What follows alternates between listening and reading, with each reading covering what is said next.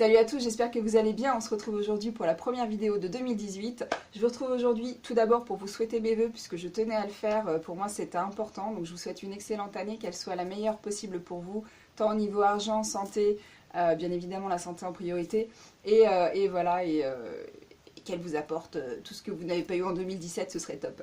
On se retrouve aujourd'hui donc pour un haul, petit haul, de chez Sephora que je devais tourner avant les vacances de Noël et je ne l'ai pas fait puisque j'ai traîné, parce que c'était les vacances, parce que je ne sais pas, j'ai pas d'excuses, donc je vous la fais aujourd'hui avec un grand plaisir, donc elle va être toute petite. En attendant, retrouvez-moi sur mes autres réseaux sociaux, Instagram, Snapchat et Facebook, et à tout de suite. Pour le début de ce haul, et c'est sans surprise puisque je n'en avais plus et j'arrêtais pas de me plaindre par rapport à ça, j'ai racheté donc le Better Than Sex, donc l'original, pas le waterproof. Je l'ai déjà le waterproof, je l'aime pas trop, je dois dire. Par contre l'original me manquait énormément, donc je l'ai racheté. Et j'ai racheté également mon petit combo avec le Subversion de chez Urban Decay. Donc Better Than Sex, c'est chez Too Faced. Et le Subversion de chez Urban Decay que j'aime énormément, c'est une base à sourcils blanche qui vous permet d'épaissir et éventuellement d'allonger vos cils si vous en avez besoin. Moi j'ai pas besoin de les allonger réellement, mais en tout cas j'ai besoin de les épaissir puisqu'ils sont blonds en fait quand je suis pas maquillée et ils sont relativement fins. Bref, mon petit combo est racheté et je suis absolument ravie.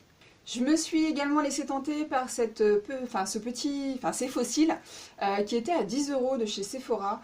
Bah écoutez, je suis vachement surprise. Ils sont un peu moins souples que les Huda Beauty.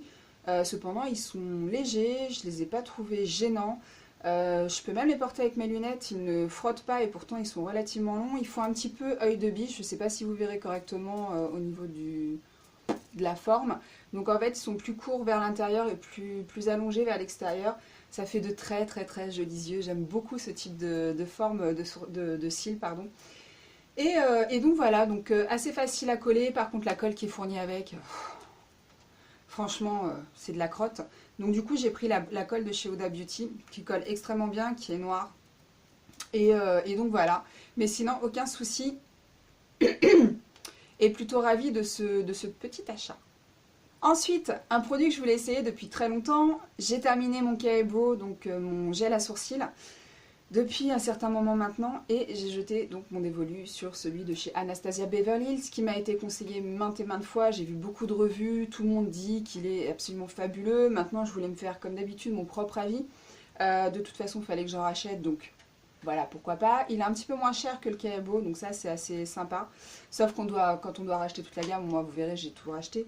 Mais voilà, donc j'ai voulu tester, je teste, et il est assez bizarre comme truc, enfin bref. Et donc je l'ai pris en teinte dark brown.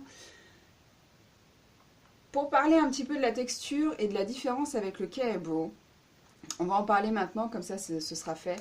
La texture est beaucoup plus gélifiée, beaucoup plus molle que le K-Brow, et par conséquent plus glissante. Donc, faut pas se louper quoi en fait, faut pas se louper. Je me suis loupée plus d'une fois quand j'ai démarré. En plus il est un peu plus foncé que le K-Brow parce que moi je l'avais en teinte numéro 3. Je pense que ça là ça correspond à la teinte numéro 4 du K-Brow, donc c'est un peu plus foncé et du coup forcément quand on fait des erreurs ça se voit un peu plus mais bon je m'y fais. Je sais pas comment vous dire, c'est assez particulier mais je reviendrai peut-être dessus dans une prochaine vidéo. Bref, pour aller avec le combo, j'ai acheté également le pinceau qui va avec, non, mais qui est dans la gamme. Donc je l'ai pris puisque moi j'ai un autre pinceau comme ceci que j'avais acheté sur un site japonais qui est très très bien, qui ne s'abîme pas spécialement. Mais je m'en sers celui-ci pour nettoyer le bas de mon sourcil, donc je ne voulais pas l'utiliser pour autre chose. Et donc j'ai acheté ce pinceau à sourcils qui est le numéro 14 et qui me semble-t-il est le plus petit et le plus fin de la gamme. Maintenant, petit et plus fin, sincèrement j'avais tellement l'habitude de me servir de celui de K-Brow qui est vraiment très petit et vraiment très fin. Du coup ça nous permet d'être un peu plus minutieuse quand on fait le tracé du sourcil, puisque moi je vous ai déjà expliqué qu'il fallait réellement que je redessine totalement et que je comble totalement mon sourcil puisque je perds mes poils de sourcil. C'est comme ça. Et donc bon, moyennement satisfaite. C'est dommage qu'il n'y en ait pas encore un plus petit et plus fin. Mais bon, ma foi, il fait quand même l'affaire et le job. J'ai également acheté, toujours dans la même teinte, Dark Brow. On va y arriver. L'accent est toujours aussi pourri en 2018. Hein. J'ai acheté le Brow Wiz, donc c'est un tout petit crayon. Attendez, je pose tout. C'est un tout petit crayon, donc vous avez le goupillon, hop, comme ceci, d'un côté, et le crayon à sourcils de l'autre côté, dont la mine est extrêmement fine. Je ne sais pas si vous allez bien le voir. Et qui est donc dans la même teinte. Sincèrement, je le trouve très pratique, très bien. Il n'est pas gras, donc il ne s'use pas trop vite. Il ne coule pas, par conséquent, puisqu'il est peu gras. Et je trouve que le combo entre le gel et le crayon fait parfaitement l'affaire. Ça me permet du coup de dessiner mon trait, puisque je vous ai dit que le gel est super glissant. Ça quand même, je trouve que c'est vraiment un défaut de du gel. Mais bon, on va s'y faire. Hein. Et donc je redessine totalement donc, mon sourcil, le trait du sourcil dessous. Et je comble la tête du sourcil avec le crayon. Et le reste, je le fais au gel.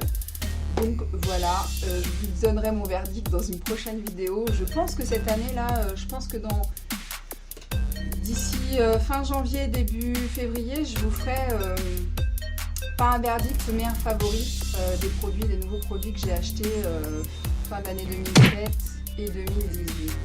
Voilà, sur ce, la vidéo, ce petit haul est terminé. Je vous fais de gros bisous. Je vous dis à très vite dans une prochaine vidéo. Ciao!